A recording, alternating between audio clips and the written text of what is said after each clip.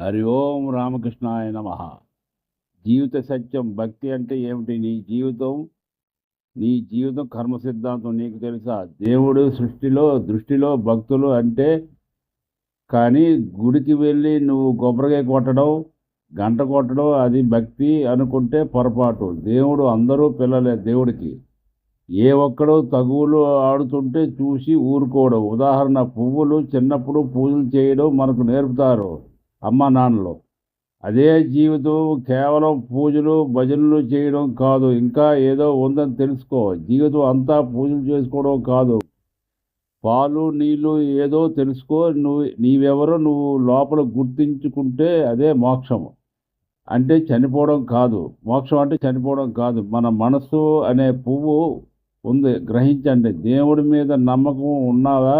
అయితే అందరిలో దేవుడు ఉన్నాడు, సజీవంగా ఉన్నాడని నీకు తెలుసా? అందరినీ మోసం చేస్తున్నావు, నీవు మోసం చేసుకుంటున్నావు, నీకు తెలుసా?